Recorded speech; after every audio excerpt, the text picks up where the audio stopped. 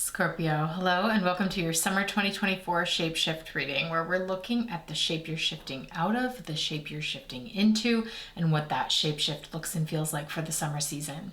I'm your reader, I'm Andy, and these are the Krans Tarot and Oracle decks. We have the archetypes, we have the animals, we have the wild unknown, and we're going to use all of them in your shapeshift reading today. Okay, so Scorpio, this reading is meant for the entire summer season. You are meant to watch it at the beginning, the middle, and the end of the season, because as you make your shapeshift, this reading will surely resonate differently with you as the season progresses. So, here we go. What's your shapeshift for the summer? Horse. Okay.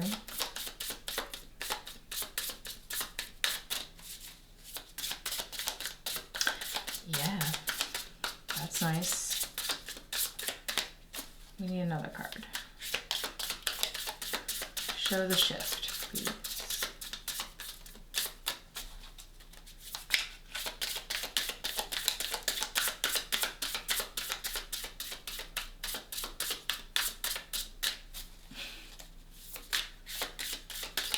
Let's be very specific.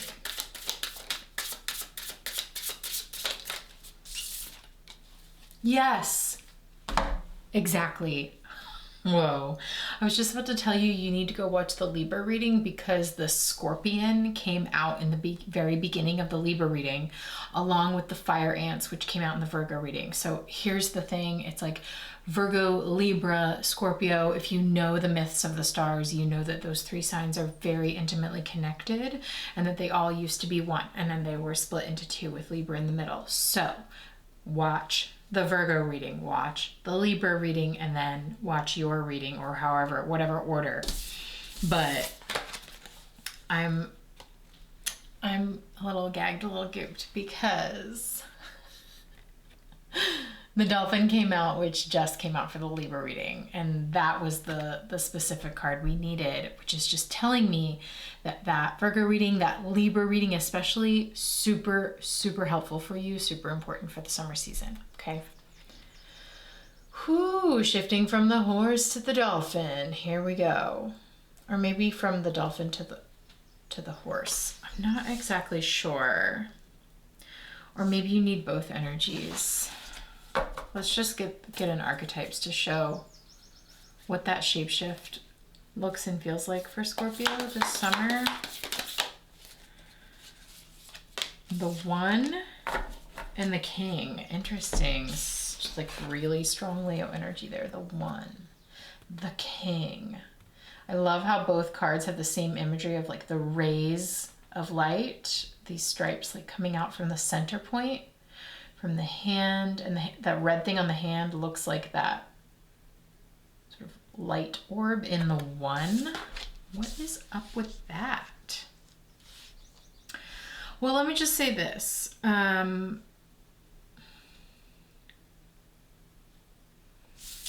This looks like you for some reason. Like when I'm looking at the horse, I'm like, it looks like Scorpio. So this looks like you. To me, it's giving Scorpio, you know what I mean? And then the dolphin came out for the Libra reading to remind them that you don't have to be serious and heavy and like withdrawn and stoic in order to be like deep and powerful. Beings who are like filled with laughter and joy and just like lightness are some of the most like spiritually powerful and potent people on the planet. You know what I mean? It's like that next level of spiritual realization where you get really, really deep and really, really serious, and then you give all that up and you realize like that does not equate spirituality, or that does not equate power and respect, actually. Interesting. So like Libra was shifting into the dolphin, shifting into levity, into lightness, into creativity, into expression, and like recognizing that as a spiritual power. Okay, and you have the horse and the dolphin. I'm not exactly sure how that shapeshift is showing up for you, but maybe you are also shifting into levity So, okay, fine. Let's just read the horse. Why don't we look at this together? You can take a look at the imagery as I read, and you can kind of see if any interpretation is coming up more specifically for you here. Okay, the horse, momentum, freedom, expansive energy, and force. The horse represents the most powerful form of earth energy within this deck. It provides us with the momentum so reliable, so supportive that you can ride on its back toward any goal, no matter how difficult the terrain. A horse personality is fully awake, fully alive, and cannot be defeated. The horse's freedom becomes available to us when we hone and collect our energy through daily practice. Physical stamina, exercise, mental focus, meditation, these are the secret weapons behind the horse's legacy. When in balance, the horse can achieve anything and never gives up. When out of balance, the horse runs away and feels weak. To bring the horse into balance, you need strength training. Okay, amazing. So it's sort of like, so here, I think you are shifting into the dolphin because the horse is sort of like, first, it's like step one, horse. Find your feet again. Find your strength again. Maybe like start running so that like you find your strength in your legs that can carry you at the pace, the momentum that you are trying to generate, because the dolphin can swim really, really fast and really, really like lightly and joyfully. And you might need to like garner a different sort of strength in order to keep that faster, lighter pace and momentum. Okay, that's a cool message. Let's read the dolphin for you. Innately intelligent, a healer, very light, and brings blessings. The gift of the dolphin are beyond what our human minds can grasp. Dolphin personalities are often drawn to the healing arts as they are sensitive to the subtle and enjoy working in the level of spirit. It's easy for dolphin types to underestimate the impact they make in the world. These creatures play such an important role in the wheel of karma, or like the cycle of things, that coming in contact with a dolphin type will change the entire course of your day and even your life. This card can also indicate a profound blessing is on the way. When in balance, the dolphin is an active healer, a strong spiritual practice. When out of balance, the dolphin underestimates its own power. To bring it into balance, the dolphin needs to hang out with like-minded spirits. Okay, Scorpio, I think it's rather than like a shape shift necessarily, it's sort of like acknowledging step one and step two for you. Like you start here with the horse energy and you embody this like strength training in order to be able to maintain your momentum so that you can feel lighter in general through your life. More expressive, more creative, less like, again, heavy and bogged down. So this is just like Libra reading part 2 so far, but it's adding this element of like the strength training so that you can keep a momentum, a pace, a certain direction, and like I'm feeling like keep it consistent rather than like sprint and then you know what I mean? Like, ooh, you get really excited about starting a new thing and then like you go, but you don't actually have the strength underneath of it to maintain consistency. And then you're like, you know? But it's like in order to reach that dolphin type freedom and lightness, you actually need a really strong base of strength to maintain that pace. Okay, I love that, especially for the summer, because the summer, like things can increase in their momentum, and it's like if you're not ready for that, oof, it's hard. It can be like whiplash trying to keep up. Okay, so let's read the one. This is showing like how you're shifting from horse to dolphin. Non-duality, one love, unus mundus. Our ability to experience this archetype of the one firsthand is limited. It comes in brief and potent moments that we are left to savor for a lifetime. The one is both the energy that unites all living beings and our capacity to sense this intimate union. This archetype eludes us most of our lives, appearing as a concept in a distant galaxy. Yet when we are in the midst of its power, a solemn reverence falls across all the land. We glimpse ourselves in the vastness of all consciousness and are neither small nor large within that field. We are neither important nor unimportant. All duality fades away and we are left with what is, the precious knowing that life is a gift, and we are both the giver and receiver of this fortune. When in balance, the one serves, loves, accepts, resonates. When out of balance, it ignores, omits, excludes. To go deeper, you can look at James Turrell's The Color Inside, the poem Self-Portrait by David Whyte, Whyte. The unus mundus is a circle representing the unity of existence. It is possible, or is it possible that the beginning and the end of all things is love? Interesting. It is said that Om is the primordial sound of the universe and that all other mantras are born from it.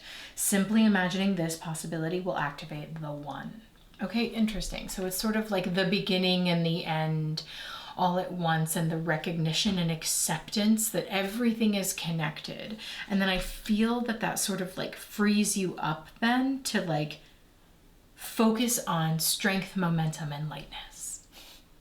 It's like somehow giving you a sense of freedom, because horse, dolphin, these are both animals that I would associate with freedom. So something is trying to like give you that much more zoomed out, larger humanity type soul perspective so that you can just like lighten your life. Okay, the king, let's look at the king.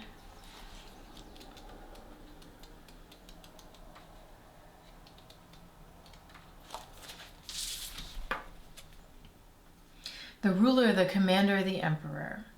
If our lives are imagined as a kingdom containing the entire spectrum of human experience, the king presides over it all. Through the lens of the king, we assess the state of our land, make decisions, and rule accordingly. Therefore, the king must be thoroughly and regularly vetted as to avoid corruption.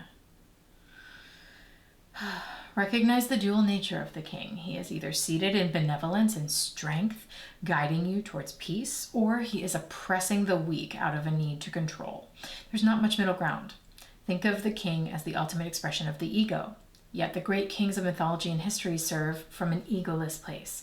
They take their throne with grace and humility, knowing the divine uses them as a channel to heal deep and long-standing discrepancies in the kingdom. When in balance, the king is benevolent, a divine leader, full of service and nobility. When out of balance, the king uses oppression, misuses power, and causes corruption. To go deeper, consider the Dalai Lama, Indra, Richard III, and read Macbeth. Funny. The king is necessary. He is a bridge between the eternal and the day-to-day. It is also said that it is necessary for the king to die. This is the death of an ego. Okay. Once the king's relationship to divinity is broken or challenged, he often acts from a place of fear, scrambling to uphold his image and power. Okay, cool. So there's, again, like the shift from the horse gathering its strength and harnessing the power of forward momentum and a faster pace, which leads you or shifts you into just a lightness of being. With the one, it's almost the sense of the unbearable lightness of being. You know what I mean? Like, I think that's the next level of like taking that Libra energy into Scorpio territory, is like Scorpio understands the assignment, lightness of being, while also recognizing the unbearableness of it all, like the crushing weight of the lightness of being a soul embodied, you know? And so it's like there's something here that's trying to help you see like the uses of power in your life and how that has kept you heavy, and like even like the use of power within yourself and the way that you sort of like enact powerful declarations on yourself. Things like this, like you will now do this so that you become this. And it's sort of like, okay, why don't you just like simplify a little bit and try to get out of that existential, if the existential mindset frees you and leads you into the dolphin energy with ease, incredible. If the existential energy puts more weight on you, weighs you down, makes you feel heavy and hard to move, then okay, we gotta readjust. We gotta get out of that ego a little bit, because now you're ruling with a heavy hand. Interesting, the king as a heavy-handed. Ooh, I love that. Take your hands off of it, Scorpio. Hands off approach to the summer season. Get into your legs. Hands off approach. Get into your legs. Strengthen your legs. Strengthen your feet. Focus on how you're moving and like at what pace.